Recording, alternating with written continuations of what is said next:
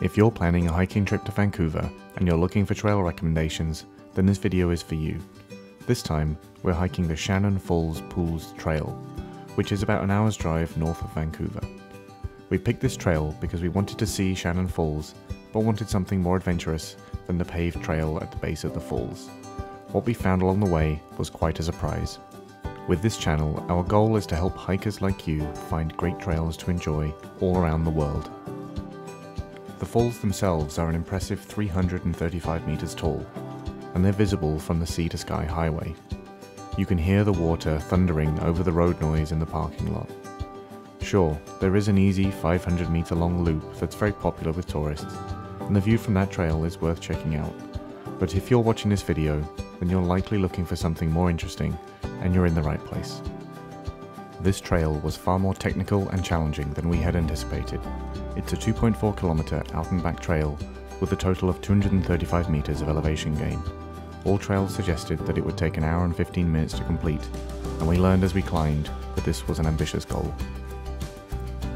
We parked on the other side of the Sea to Sky Highway in the free-to-use parking lot. The trailhead itself is stealthy.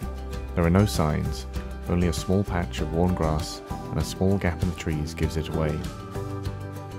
Once you're inside, you're transported away from the highway and the hubbub of visitors at the base of the falls into a secluded and peaceful forest. The ever-present roar of the water, muted slightly by the dense forest, washes away all other noises.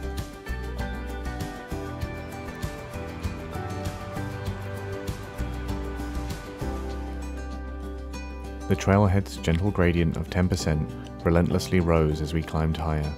Roots and rocks are not the only things to tackle, but a lot of fallen forest debris also lines the path.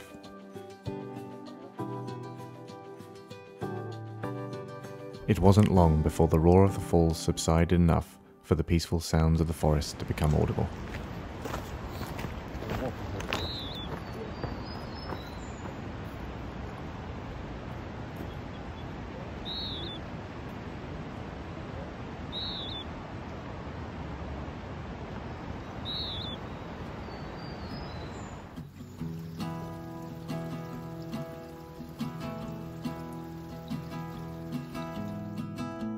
The trail is marked by small red tags affixed to the trees, but these are not always visible, and while the path is fairly obvious for the first few hundred meters, it quickly becomes a lot less clear. Even though the upward leg is only 1.2 kilometers, it was very hard work. We were hiking during an early May heat wave, and the constant climbing, coupled with the dense forest, left us panting and sweating. There's very little in the way of breeze to help cool you down, so bring more water than you think you might need. Seems that this tangled mess of roots and rocks is the way to go. Thankfully, we have some orange markers, so we're not getting too lost here, but it seems some maintenance is required here. The sections of scrambling keep the trail challenging, so even though the view is obscured by the forest, it's never dull. This trail, we learned, is mostly used by rock climbers, and it quickly became apparent why. Up there? That's what the trail says. Okay. I'm glad it's not that way. The trail shifts from the forest floor to skirting sheer rock cliffs. Eventually, the gradient became so great that ropes were required to continue. Fortunately, you needn't bring your own rock climbing gear to tackle this hike. Ropes have been installed in all of the steepest spots to aid your ascent. It's a bit tight here. Whoa. Okay, there's quite a view. Finally, we were clear of the canopy, and we were granted a gorgeous glimpse of the Howe Sound and the mountains across the water. The roar of the falls was barely audible here. We could even hear the birdsong that was previously drowned out. We stopped for a moment to catch our breath and enjoy the view before continuing the climb. At this point in the hike, there is no real relief to the steep gradient. Using the ropes for climbing doesn't really require that much upper body strength, Since you're not pulling yourself up the mountain, you're really just holding on, stopping yourself from falling backwards. Your legs are still doing all the work. While there were a couple of wet patches, the way for us was mostly dry, so we had plenty of traction on the grey granite beneath our feet. After the final roped rock face, we tackled the last stretch of the climb. Although it's only 200 meters horizontally, the climb is still arduous. Starting to hear the water. It's getting much louder now. And there's a cold breeze coming in through this gap in the rocks. We must be nearly there. The cool breeze was welcome after the relentless hour-long ascent, and it gave us a much-needed boost of energy to get us to the top. And as we reached the top of the trail, the thunder of the falls drowned out all other noises.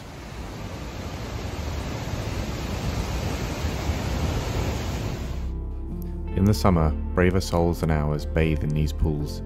The icy cold spray that filled the air was very refreshing, perhaps not as much as plunging into the pools, but the long drop down just meters away did not appeal to us, so we watched the water fall from the side. We were awestruck by the scale of the falls.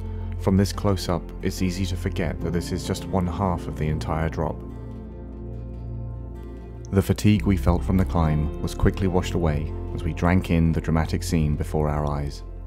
We had the falls completely to ourselves, and for me, that is the real magic of this hike, since the paved path 240 meters below us is so packed with people. So if you want a private viewing of Shannon Falls, you now know the trail to take you there.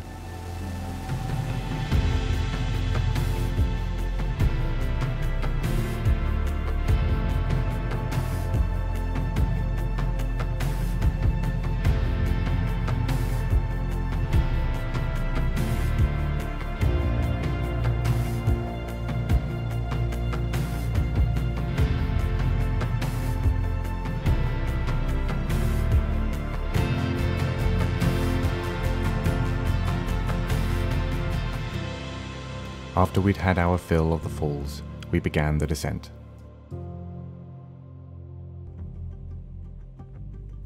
Some hikes have only one reward, and some hikes are rewarding throughout. This one ticks all the boxes for me.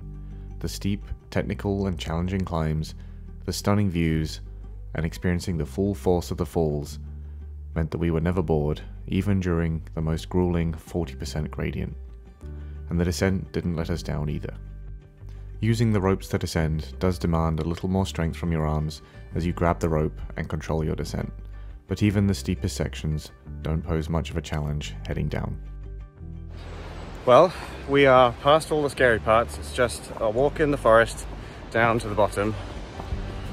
How did you feel? It honestly was scarier going on the way up. And going down, I felt very confident. If you're not good with like heights and fear of falling, it's a good practice where you can manage it. There was definitely no warnings that it would be like this. It was just kind of sprung upon us. Just make sure you're comfortable with that and wear the right footwear.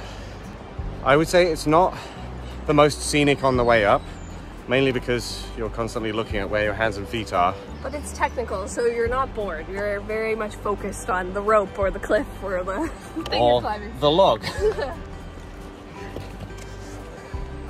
But the view when you get to the top is absolutely stellar. Like, if you're very intimate, very up close with the waterfall, you can really feel the power of the water barreling down the mountain. You really get a sense of that scale. Like, it looks big from the ground, but it looks huge when you're up beside it. And I always enjoy walking through these ferny west coast forests with all the moss and the greenery. There's nowhere else like it on the planet. At the end of the trail, we took the paved path to see the falls from the very bottom. We didn't have much time, so we didn't go right up to the base of the falls, and so the view we got was largely obscured by trees. But if you have more time to explore, there are definitely better views to be had.